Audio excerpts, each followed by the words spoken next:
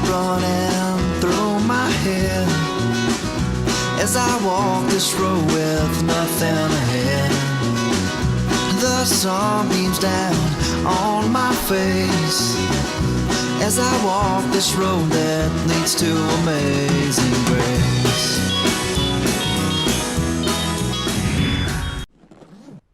A lot of people have helped get me here. My sisters always had my back. My buddies, Sonny and Sean. The crew, pushing me to be faster. Amy, reminding me to enjoy the moment. And Nationwide, who I've personally been with for 25 years. It's never been just me out there. Nationwide is on your side.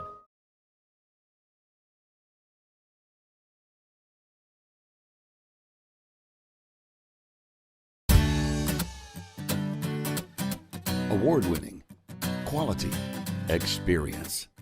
Glass Incorporated's expert team can handle single window panes to entire high-rise buildings. Whether you need storefronts, glass replacement, mirrors, or shower enclosures, no job is too big or too small. Glass Incorporated, your commercial and residential glass experts. Locations in Meridian, Foley, Alabama, and the Mississippi Gulf Coast. Welcome into another Road in Between. We are in Enterprise, Mississippi, on our way down to New Orleans to celebrate Mardi Gras. We're going to be with John Allen and Anna Celeste Ford. They're engaged to be married. They've never been together to New Orleans, and in fact, Anna's never been to Mardi Gras. We're going to be discovering what it means to be in celebrations of life. But along the way, we discovered this coffee pot cafe and all this eclectic things. It's phenomenal, the things that are here. Buddy Holly reminders, as well as the redfish and lights and colors. And here we have these Mardi Gras beads. Why in the world do people wear beads during Mardi Gras? We're going to be asking that question. It also reminds me of the rosary beads that a lot of people use in their faith journey. So we're going to be between Fat Tuesday celebration and the beginning of Lent with Ash Wednesday.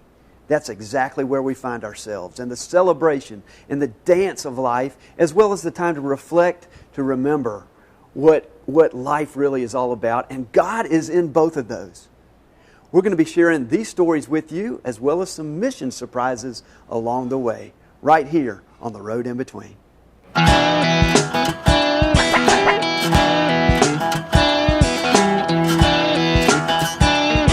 Once a year, New Orleans goes a little crazy. Normally a city with a population of nearly 380,000 people. During Mardi Gras, that number swells to more than 1.2 million. What is it about Mardi Gras in New Orleans that draws so many people? Is it the parties, the beads, the culture, the history? There's only one way to find out. My friend Anna and I decided to put feet on the street and experience it firsthand. Some of the biggest draws for residents and tourists alike are the parades. While a few other cities in the South also celebrate Mardi Gras, few do it like New Orleans. The parade routes often stretch for miles, snaking and winding their way down different avenues and streets. And whether you're a first-timer or an old pro, there are apps for your smartphone showing the different parades, the routes each one is taking, the times they start, and some apps even show live updates on each parade's progress. All right, Anna, where are we? On St. Charles Avenue. We're waiting for the crew of Pontchartrain. Awesome. What time does the parade start? 1 o'clock. What time is it right now? I have no idea, like maybe 5 till 1, but we gotta wait like 27 blocks for them to come on down this way. And these parades don't just go on all day. Several parades even stretch into the night. We showed up in time to catch the crew of Pontchartrain. We grabbed a spot on the corner of Gravier and St. Charles. Eager spectators were already lining up well before the parade, hoping to get the best spot to watch the floats roll by. And while they're waiting, vendors make their way up and down the streets, hawking a variety of trinkets and souvenirs. So there's two kind of people, man, that come to New Orleans. People that come to party and come people to work. I'm here, I'm about the money, all right? I party when I take my time off, man. I take my winters off. Oh, we got 3 days off. Yeah. Don't worry, we'll get our party on. The phrase Mardi Gras is French for Fat Tuesday, denoting the Tuesday before Lent begins. But here in New Orleans, there's so much revelry that it spills into the weeks leading up to the actual day. The Crew of Pontchartrain is actually one of the first parades that rolls down St. Charles Avenue and Canal Street the day we were there. And while there were certainly people out and about, we were surprised that we had as much room as we did. We managed to strike up a conversation with two of the spectators next to us. I'm from Houston, Texas. Oh, so did you drive in for the parade? Yes, I did. All right, is this your first time coming to? No, I come every year. When you come to New Orleans, where do you like to catch the parades? Normally we catch it on the other end of St. Charles, back off past Lee Circle. When did you start coming down here for the parades? Well, I guess since I was little, because my dad is from Franklin, so this is like a tradition. Got you. Now, let me ask you, what does Mardi Gras mean to you? Are you familiar with any of the traditions or any of the, because you know it's celebrating Lent, I guess. So are you familiar with any of the religious history or traditions behind it? I'm familiar with Lent, and that's about it. Okay. How many parades do you normally catch when you come down? Well, we come like all day Friday, all day Saturday, all day Sunday. But this year we're going back Sunday, so we're not going to catch it. Last year I stayed for Fat Tuesday. How was that when you stayed? Oh, it was wonderful. I love the Zulu. So what's your favorite part of Mardi Gras? The beads, when you can get them to throw.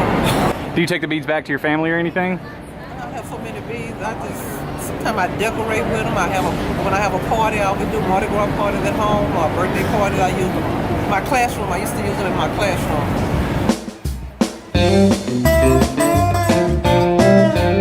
And then, the parade made it to us around 2:15. Most of the parades have a variety of groups, dancers, and floats, and the Crew of Pontchartrain is no different.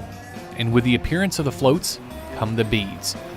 I was curious, how many beads get tossed during Mardi Gras? Well, it turns out the best way isn't to think about them in terms of individual necklaces at all. It's actually best to think about them in terms of weight. And when it comes to beads, New Orleans ships in nearly 25 million pounds of beads every year. That's a lot of beads. So I ran a small experiment. I wanted to see how many beads or how many necklaces it would take to equal a pound. And as the answer turns out, it's about 34. It's about what I'm holding right here.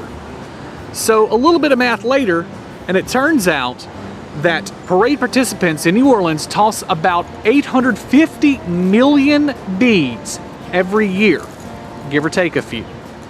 So now that leads to the question, why beads? And what do beads have to do with Mardi Gras? And what even is Mardi Gras for that matter? Well, as it turns out, the answer goes way, way back, almost 1,000 years. In 325 AD, the Council of Nicaea discussed a 40-day fast. In the 600s, Gregory the Great moved the fast to start on a Wednesday. And when Christians came to the church on that day for forgiveness, Gregory marked their heads with ashes to remind them of the biblical symbols of forgiveness, ashes and sackcloth. And with a season of fasting set at Lent, the days leading up to it were used for feasting, hence the Fat Tuesday known by its French term Mardi Gras. The celebrations carried on throughout the centuries until 1699, when French explorer Jean-Baptiste Lemoyne Sieur de Bienville landed at a point south of New Orleans, and realizing it was on the eve of Fat Tuesday, named the area Point du Mardi Gras. Bienville later went on to establish what's now known as Mobile in Alabama, which in the early 1700s hosted the first Mardi Gras celebrations. Bienville went on to found New Orleans in 1718 and brought the traditions with him. By the 1830s, processions of revelers in carriages and on horseback laid the foundations for what would become the parades we're familiar with today. So what about beads? Fast forward to 1870, when history recorded the first instance of throws during the festivals, when the second crew formed in New Orleans, the 12th Night Revelers, threw trinkets to the spectators. And the tradition continues to this day, with parade floats throwing all sorts of trinkets, doubloons, and of course, beads. One of the things you'll notice about Mardi Gras are the colors: purple, gold, and green. You'll see them everywhere. Each one of them carries a special significance. Given the religious history of the holiday, the purple represents justice, the green represents faith, and the gold represents power. New Orleans is a melting pot of culture with a rich history stemming from French and European traditions. Immigrants from Haiti and the Caribbean brought elements of their own religions and traditions as well, which of course have wound their way into the mix. A lot of the floats in the parade are populated by members of something called a crew. As it turns out, besides being a unique way of spelling crew, but with a K and an extra E, the organizations date back to the 1850s, when groups of revelers began organizing balls for their particular band of merrymakers. Just as different cultures melded into Mardi Gras celebrations, so too did elements from Greek mythology. The first of the crews that formed was the crew of Comus, named after the god of festivity and son of Bacchus.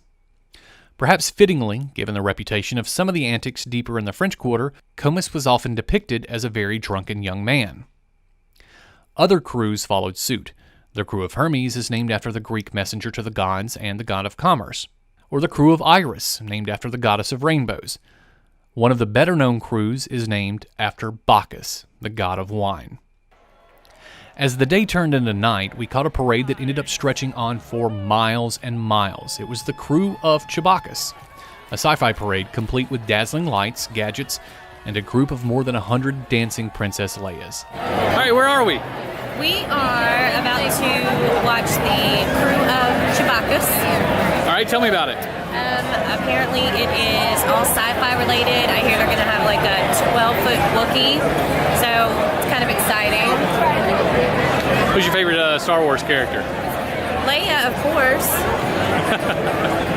We watched the parade for quite a while, until my feet could take no more, and we made the trek back to the hotel. Here's a note to weary travelers: taxis and Uber are your friends. As New Orleans itself is a melting pot of culture with a rich history stemming from French and European traditions, it's only expected that many of those traditions carry on to this day. While thousands of tourists flock to the Big Easy to watch or take part in the festivities, many more focus on the spiritual aspect, the feasting before Lent begins, and the promise on Ash Wednesday to reflect and fast until Easter Sunday.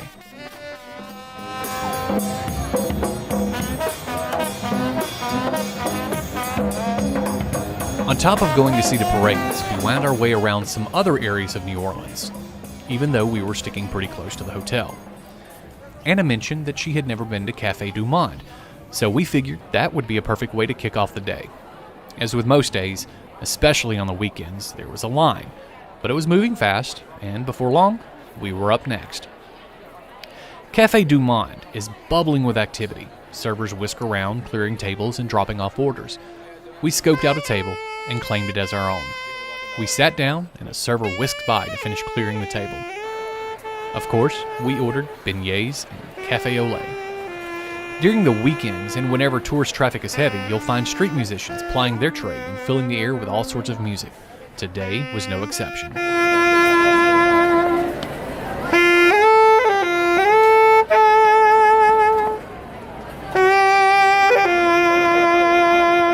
After our breakfast, it was time to take in more of the area and see what we could find. And while the streets of New Orleans are usually busy during the weekends, there was more traffic than usual thanks to all the Mardi Gras festivities going on throughout the city. Right across from Café du Monde on Decatur Street sits Jackson Square, the site where in 1803 Louisiana was officially made United States territory, according to the terms of the Louisiana Purchase negotiated with France. Outside the square, one of the first things visitors notice is the colorful art that adorns the iron fence surrounding the interior. Here, artists negotiate with anyone wishing to take a piece of New Orleans culture home with them. You'll need to be careful, though, as traffic is pretty heavy and there's always a line of horses and carriages waiting for the next tour. But if you can make your way around, there's quite a bit to see, from colorful art to musicians and even street magicians. We managed to catch a performance. Please make sure there's no magnets, no strings attached. And around the square, directly in front of the St. Louis Cathedral, is a bit of an odd sight. Fortune tellers beckoning travelers to stop by their table and have their palms or tarot cards read. And as we made our way around the square, I was getting ready to hear Anna's thoughts on the sights and sounds, but if you'll pay attention to the background, you'll see two famous characters. We were photobombed by a Wookiee and Yoda. But people aren't the only living things making their way around the square today. Thanks to the crew of Barkus, a pet parade, the streets were alive with all sorts of dogs in costumes. We are on Jackson Square. and a lot of cool stuff going on. Got some live music over here, and just saw a magic show, lots of art. Chewbacca and Yoda just came up and, hugged me and stuff, so that was pretty cool. Fortune tellers going on out here, lots of people getting their cards read and their palms read. A lot of animals and tutus. I don't think I've seen so many dogs and tutus in my life. But it's a lot of fun and a lot of people. All right, so tell me what you thought about the beignets. Beignets were absolutely delicious. Was it worth it? Definitely. So tell me. Can we go back? Yeah. Making our way around back inside the square is a statue dedicated to Andrew Jackson, where Jackson Square gets its name. And with a pretty day like this, there are plenty of people taking advantage of it just by stopping to enjoy the moment or taking a brief break from the hustle and bustle of the surroundings. And if you want to learn more about the area and its centuries of history, there are walking tours where you can hear a tour guide point out different locations and weave tales of history, intrigue, and maybe even voodoo. And pretty much no matter where you are in New Orleans, around the French Quarter or Jackson Square, whenever the mood strikes you, there are plenty of places to grab a bite to eat. Bring your appetite and try one of the many different New Orleans favorites. Personally, I suggest the muffaletta. On our way back to the hotel to load up and head back to home base, we ran into a few more parades because, of course, it's Mardi Gras in New Orleans. And we left New Orleans with a good appreciation of its history and culture, and of the traditions of Mardi Gras. And of course, we caught a few of those millions and millions of beads that, at least for a few weeks, grace the necks of the tourists who come to witness one of the biggest Mardi Gras celebrations in the country.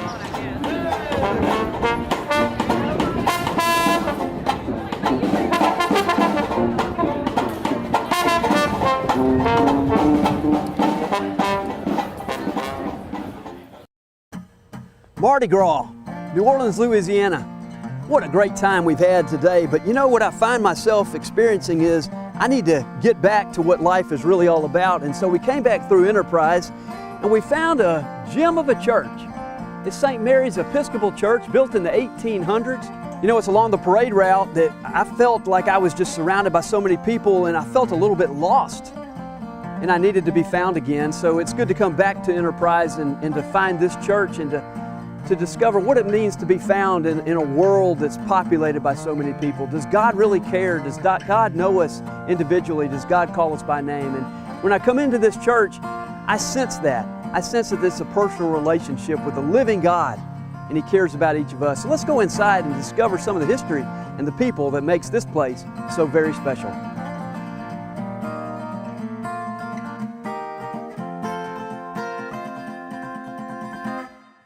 Closing our show, returning to Enterprise, Mississippi, and there are some interesting connections between this little community and Mardi Gras.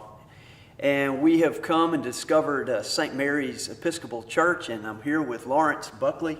Thanks, Tom. It's a pleasure to let you know about St. Mary's. It's a kind of a jewel in the trees out here in Enterprise. And Enterprise, you know, it was established about 1834, and we have a lot of history here in Enterprise, and it goes on that I think the railroad, the Mobile and Ohio Railroad, which is about 1854. And then about 1860, well, jumped to the Civil War, where we had little action down here. It wasn't any scrimmages or anything. It's just that when Sherman took Vicksburg, then his troops came over here to Meridian, and they came down, and they gave directions not to destroy any of the structures here other than the works. In other words, the warehouses and that sort of thing. But he left specific instructions not to burn the structures here in Enterprise. Including this church? Well, this church wasn't established then, but in 1874 we established we put in the cornerstone, and that's when they started the church. And the first wedding they held was about 1880 or so. They didn't have the windows yet. There's a story about the windows. These windows came from England, all the stained glass, and they're originally for the Church of the Mediator in Meridian, but they were too small for them. So luckily, our congregation down here in Enterprise bought them and put them in. So we have them. When I was a child growing up, we had 13 members, and today we have about 13 members. So we've always been a mission, and we still are a mission. How about that? The early church started with 13 members too. Yeah. It was Jesus and the 12 apostles. So I know it. Well, the church is still a mission, and that's what I like, that you still call it a mission. Yes. And I think sometimes the churches kind of forget that. We become a place rather than a purpose. For a lot of people, we gather in order to scatter. And it seems like y'all gather every, 8:30 every Sunday morning? yes, we either have prayer service or we have a supply priest come from Hattiesburg. And that's what we have, a supply priest that comes every other week. And you have Eucharist Yes. every Sunday? No, every other. Every other. Yeah. That's when the supply priest comes. Got it. Okay. Got it. But we do have prayer meeting every other Sunday. So we are full-time mission. Yes. Yeah. Well, what's it like to worship in here? About, if you can imagine, about 8:30 in the morning, the sun rising, and it goes through those, because that's facing east and that's west. And it's coming up, and you see the dove, and you see Matthew, you see them all, and you see the colors, and you get just spirit. You get the spirit. It moves you. This church does. Well, you can feel it when you walk in. Yeah, it's a holy church. It sure is. Yeah. I'm here with Richard Davis. Richard and I have been friends for a long time and been active in the same church and also active in mission and with Missionscape. And Richard, thank you for helping us Glad to have. through the years with that. I know you've got a place down in New Orleans. You love New Orleans. You work out of Quitman and the Enterprise area, and you live in Meridian. But you have found this particular church down here in Enterprise. What drew you to St. Mary's Church? Well, Enterprise has a history with my family. My family were from this area. My deceased relatives are here in the cemetery, right here in Enterprise, and I found people here to be very accepting, very loving church family, and have enjoyed coming to church here for the last couple of years. It's been my pleasure to be a part of this church. Well, there's something about the roots here. Exactly, and it is. It's family roots have a lot, and I see a lot when I'm in this church. I can just feel my family being a part of this church over the past years, and it's meant a lot to be a part of it, and they've included me. How about that? Well, the sense of belonging is what a lot of people are searching for. Yeah. And it doesn't have to be a big mega church. A lot of times we find belonging in smaller groups. Exactly, and it is. It's after we have church service on Sundays, we walk over to Fellowship Hall and we have coffee and donuts, and it's just kind of a gathering, and that's part of some of the best part of the service. Yeah. Absolutely. Well, I know your business mission is wrapped around Enterprise as well as True. the area. Clark County is, it's a big part of my family, and always will be, and I'll always be a part of it. Right. Well, Terrell Insurance is part of your family business. Exactly. And it's been in Clark County since 1896, and so we have a lot of rich history here in Clark County, and hope to carry that on for many more years, I hope. Absolutely. Well, you do well, and thank you for sharing St. Mary's Church with us and inviting us in. It's great to be with the Buckleys today. They are tremendous folks. Fine people. We have Martha Buckley with us today here at St. Mary's Episcopal Church to share a little bit about this placement of the church and its importance in the community. And you've got quite a story to share with us today. Well, I came across an article that told some of the history of one of the weddings in the late 1890s and the connection to the city of New Orleans. And the article was about a wedding that took place here in the church in February in 1891. And the young couple, they had their family and friends, and it was an 8 o'clock wedding at night. And about the party that they participated in with all their family, and then about their getaway from the party and headed on down to the city of New Orleans on the 1 o'clock in the morning train. So it was very interesting, and when we have tour groups, I try to include this little story about the wedding, and it places the church and the history and what the people wore, and you think back about how history and time has come together and evolved, and you picture in your mind about what it would have been like. And what is it about returning here that has shaped you? Well, I think it's been here. It's a stable place. You know, if everything else you move and go somewhere else different, but this is always here. This has been a rock of this area. Well, that road in between really is about finding that home base and then going out and exploring, but it's always good to come back to home. Right. Mm-hmm. Thank you. Thank you for sharing your beautiful church with us. Well, it is a beautiful church, and we don't find many like this around. Very good. Well, you got the beautiful color red. That's a big part of the symbolism of the faith journey. Right. And the red door outside. I think that is true of a lot of the Episcopal churches. They paint that front door red because you can't pass a red door. I don't know what the original reason was for, but I know the Episcopal churches I've seen that have that door is painted red. Yes. Well, it's the symbol of welcome.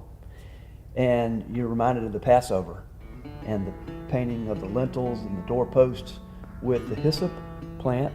It's like a paintbrush, and they painted the lamb's blood over the doorpost, and death would pass over the Israelites, and that's what it symbolizes. Well, thank you for your roots, for returning home, for the stability it brings, and also for the sense of mission in this community. You're welcome. Thank you for visiting. Thank you. Mardi Gras. It's the time to let it out. Let off some steam. Celebrate life. The question is, then what? Well, we're invited to come back into stability and back into solitude and service and the sacred places. So we started in Enterprise. We're coming back through Enterprise for a little bit different reflection.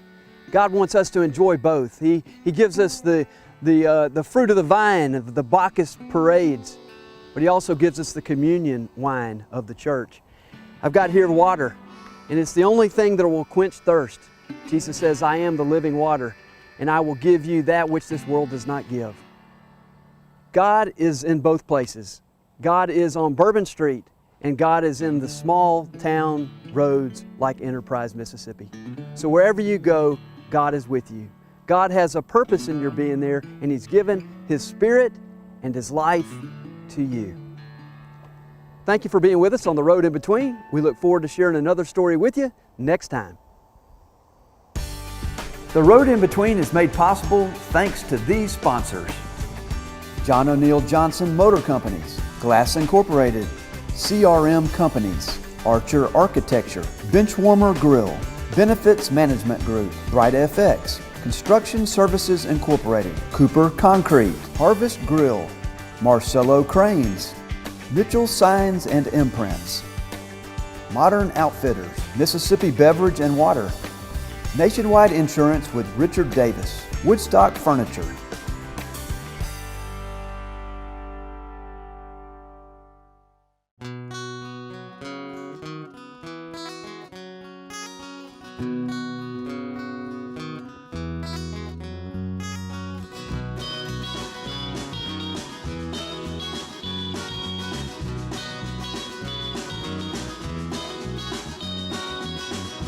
Thoughts keep running through my head as I walk this road with nothing ahead. The sun beams down